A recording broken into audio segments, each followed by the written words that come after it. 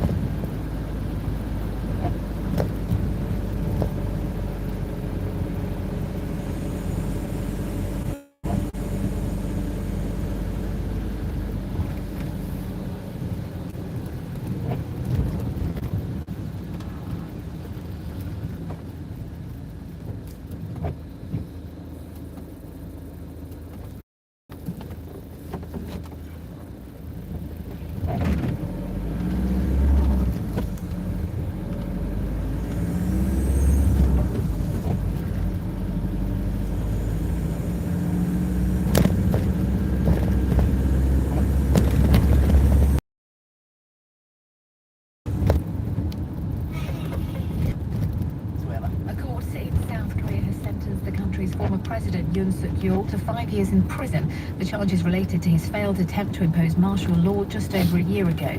His decree of December 2024 was overturned within hours, but threw South Korea into political turmoil.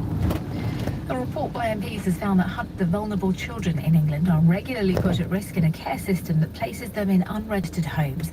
The Department for Education said it would give Ofsted more powers to tackle illegal providers and would boost the number of foster homes. Here's our Social Affairs Editor Alison Holt. The Public Accounts Committee found that in September 2024, nearly 800 children in the care system were placed in illegal homes. Its report says at that point in time, this represented 1 in every 10 children in residential care. The homes weren't registered with the Children's Care Watchdog Ofsted, so hadn't been fully checked for quality and safety. It also found rather than being short-term emergency placements, the children stayed for an average of 6 months. Many were placed miles from their family homes because of the shortage of suitable places in some parts of the country. The public spending watchdog, the National Audit Office, says the target date for rebuilding hospitals affected by unsafe concrete will be missed. 7 hospitals in England, constructed using reinforced autoclaved aerated concrete, or RAC, were due to be replaced by 2030. The NAO says the buildings are now expected to open 2 years later.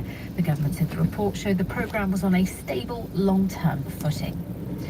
Scientists have mapped the landscape beneath even Antarctica's ice, revealing thousands of previously undiscovered hills and ridges. They hope the research will help improve understanding of how the continent will respond to climate change.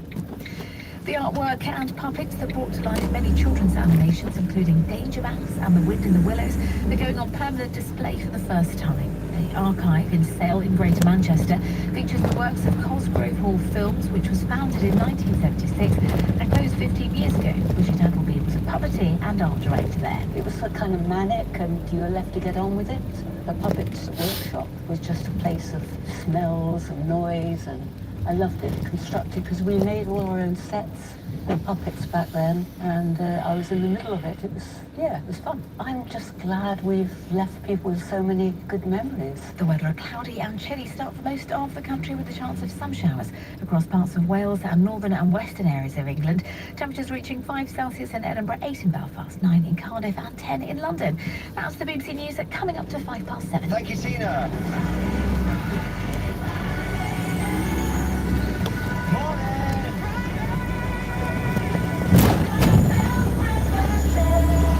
Today, and the Winter Olympics kicks off in Italy. Get ready to be obsessed with the bobsleigh, with the curling and the ski mode for 2 weeks, and then forget about it for another 4 years. But big sports news overnight: the Tour de France is coming back to the UK. You do have to wait till next year, so we've all got 18 months to brush up on our force, but it'll be the first time that both the men's and women's Tour de France is hosted in the UK. The men start in Edinburgh and end in Cardiff. The women are starting in Leeds and ending in Sheffield. Is that the Tour de Yorkshire then? Or is it still Tour de France? That is a lovely day out. That's my idea of a lovely day out. Some picky bits, some camp chairs, as in camping chairs. And if you live on the route, start painting your house polka dot right now.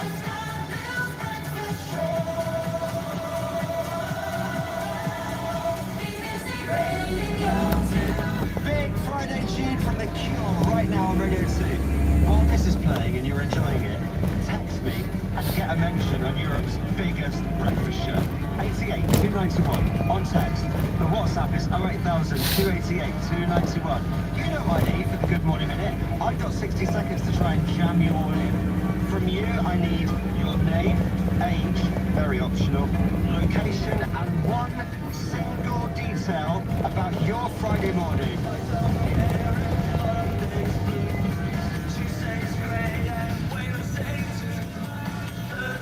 I don't care about you, it's Friday. I'm in love.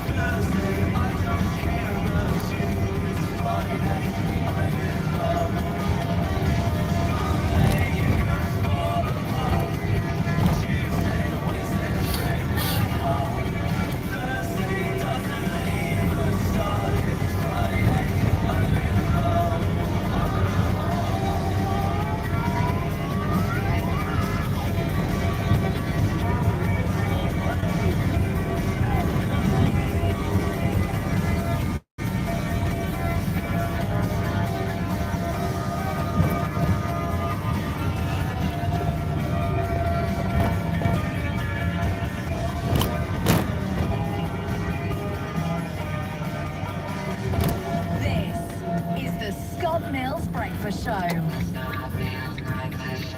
on Radio 2.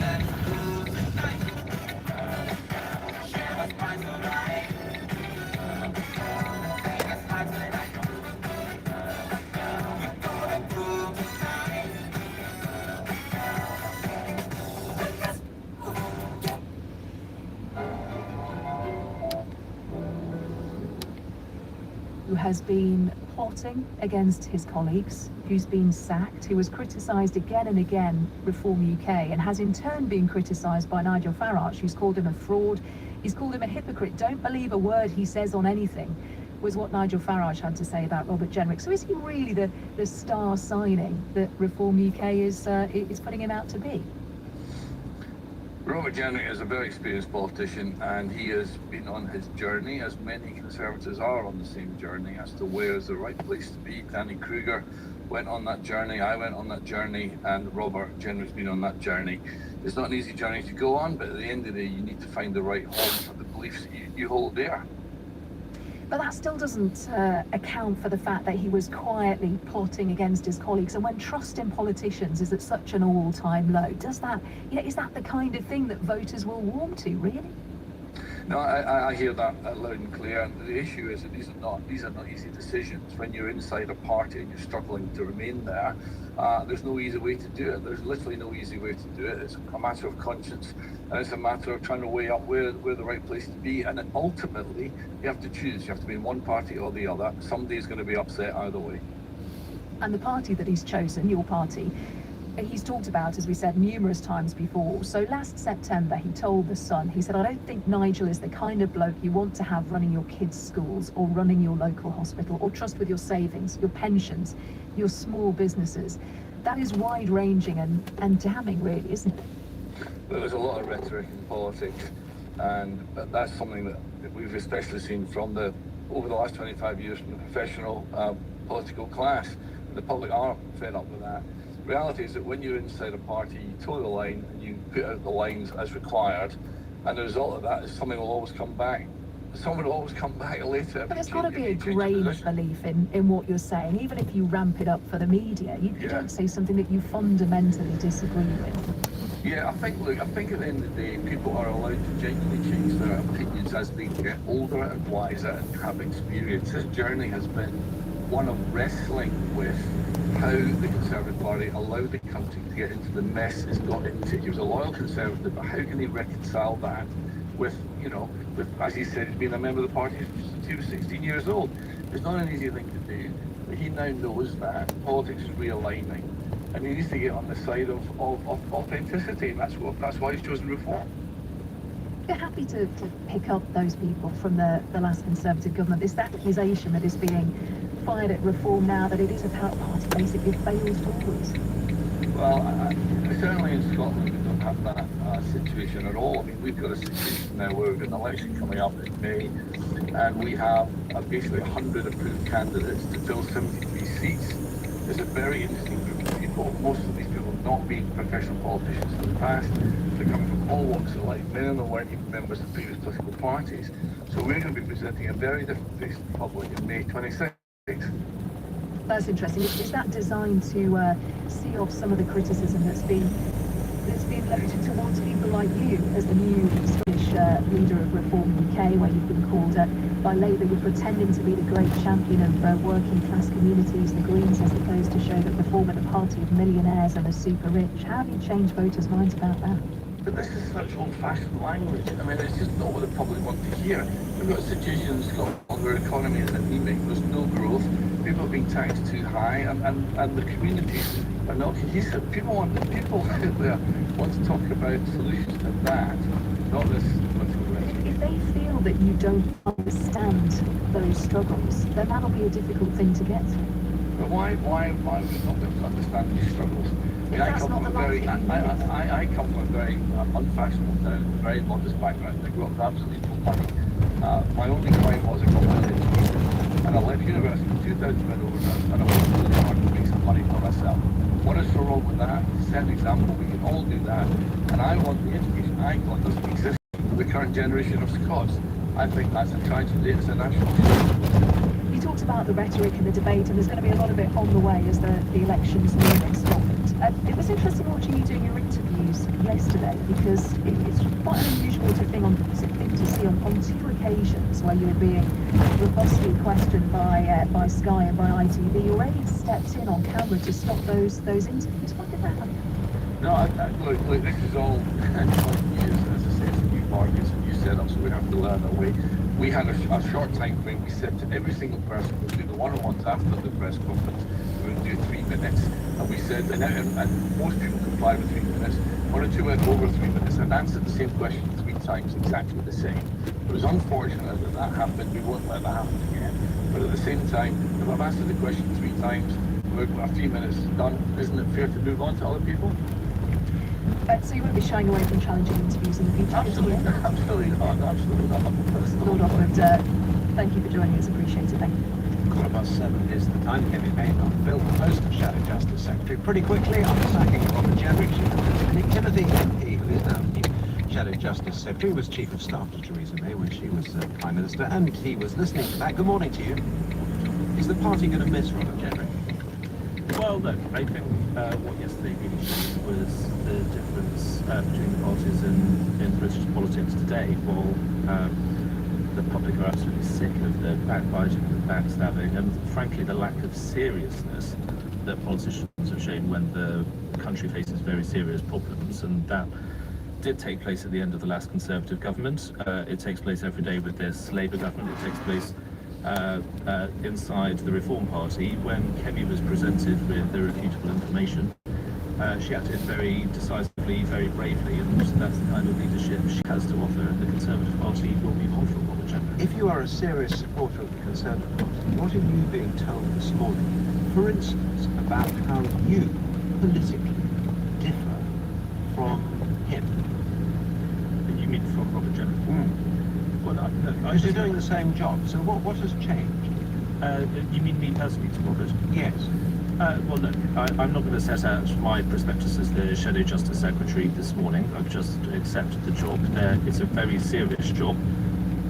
We need to make sure that our human rights laws don't get in the way of immigration out our courts. We need to sort out the prison estates. All of that. It's very well, yes, but listen, it's very easy to talk about radical outcomes, but the reality of reform is very serious, thoughtful work done over a period of time. If we're going to get things like the prison estate right, that's going to take into account not just sentencing policy and recruitment and retention of staff, it's taking into account things like planning, law and development, because we've got to modernise the estate and get new prisons built. These things require the seriousness that I don't think you see with this government for sure, who are letting criminals out early, but you certainly don't see it from the Reform Party either. But, I mean, I suppose if you're a supporter of Robert Jenrick within the Conservative Party, and there are many, aren't there, or have been many, he was a very popular member of the Shadow Cabinet, there are two things you associate with him, aren't there? One, opposition to illegal immigration, and the desire to do something about it. But number two, this idea that our politics is at risk of becoming sectarian, particularly with the rise of Islamism, as he would see it, as a threat. And I don't think you differ with him on either of those things. Well, if you want the real deal, then I think you vote Conservative for these things.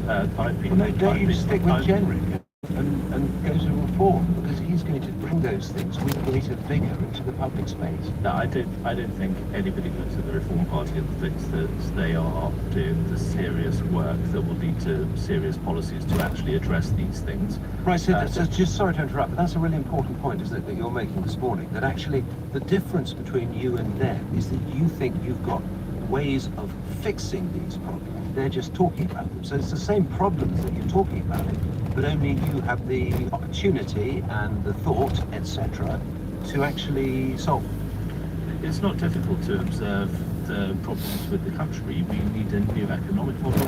We need to restore our lost sense of shared identity. We've got to completely transform the state so that we can get things done.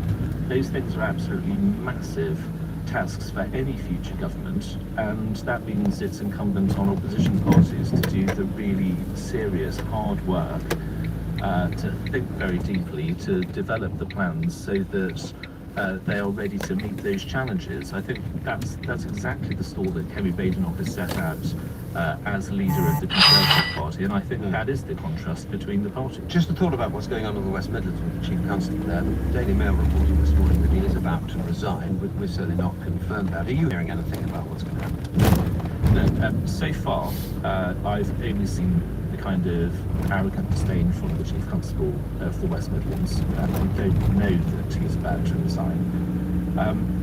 It shouldn't be up him. The Police and Crime Commissioner in the West Midlands should sack him, and if the Police and Crime Commissioner doesn't do that, then the Home Secretary has the power under Section 40 of the Police Act 1996 to direct the Police and Crime Commissioner to take remedial action when the force is failing, and it is clearly failing under the leadership of Craig Guildford. Nick Timothy, thank you very much.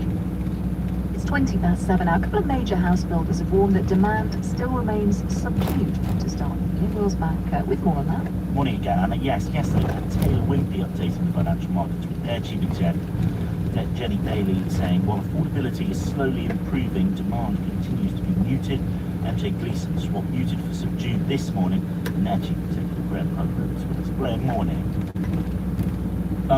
Demand for new homes subdued, why then?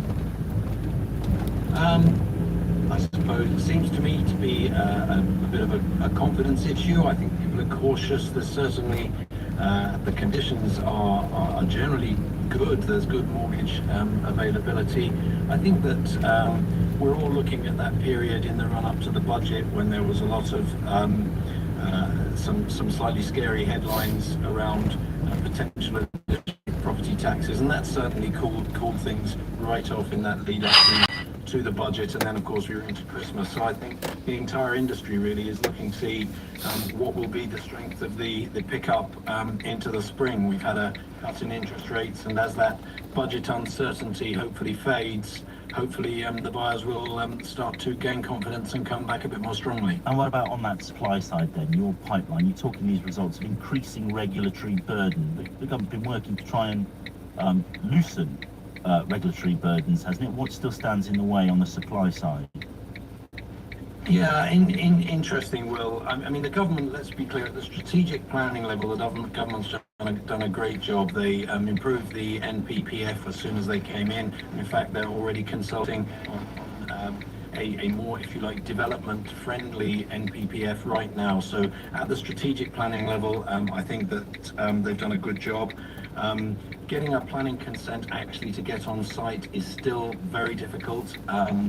And that's really an issue of constrained resources in local planning authorities. That's difficult to sort out, but we do need to see that improve so that we can get to the site more quickly. Interesting. So the NPPF, by the way, the sort of national planning framework, so the overall kind of rails of where we're going, fine, you're on board with that. The actual implementation of it says needs more money, needs more show. So yeah, I think it's as I say, resources are very constrained in local planning departments. So to get a consent and a Section 106 agreement, that's the shopping list of schools, doctor surgeries, etc., that we provide along with the development, and that takes a lot of time and a lot of effort. And then you referred to the regulatory burden, and yes, I think that's the issue there is that there is a slight sense that the land will pay. You can add regulation, you can add tax, the land can afford it. We are at a point where the viability of many sites, the ability of a site to be developed and turn any sort of profit is challenged if you keep layering regulation, and there we're looking so that's environmental regulation and things like that, right? Well, we've got a new landfill tax, we've got the building safety levy, which is yet another cost in respect of planning remediation and what have you. We've got future homes coming at us, which will add significant costs on a per plot basis. Graham, thanks so much for your time. Graham Crowther, the Chief Executive, MJ Gleeson. Well, thank you. 24 minutes past 7 is the time now for the latest in our series marking National Year of Reading. Some of the best-known authors are reading from the book that ignited or reignited their love of reading. And this morning it's the novelist Roddy Doyle, who won the Booker Prize for Paddy Clark, ha ha ha, and indeed chaired actually this year's book. And he's chosen Just William by Richard Crompton, first published in 1922 by George News. The book that ignited my love of reading was Just William by Richard Crompton. My mother had taught me to read using comic books, the Sparky, the Dandy, the Beano. But my father brought me to the local library in Baldoyle, and he kind of put me into the children's section while he wandered, and I picked up Just William, and I brought it home, and I absolutely loved it. It just seemed so familiar, the world of William, even though he was an English boy and I was an Irish boy, and Just William was set 30, 40 years before I was sitting reading it. It just felt so familiar, the company of the other boys, the gang, the thinking, the logic, the child's logic. Even the dog was a dog, not a cartoon dog. The dog. I'm going to read from the start of the book, chapter 1. William goes to pictures because it seems the logical place to start, and that it would have grabbed me immediately when I was reading it as a, 8 or 9 year old boy. He wandered now to his favourite confectioner and stood outside the window for 5 minutes, torn between the rival attractions of gooseberry eyes and marble balls. Both were sold at 4 ounces for 2s. William never purchased more expensive luxuries. At last, his frowning brow relaxed and he entered the shop. "Sixpence worth of gooseberry eyes," he said, with a slightly self-conscious air. The extent of his purchases rarely exceeded a penny. "Hello," said the shopkeeper in amused surprise. "Got a bit of money this morning," explained William carelessly, with the air of a Rothschild. He watched the weighing of the emerald green dainties with silent intensity, saw with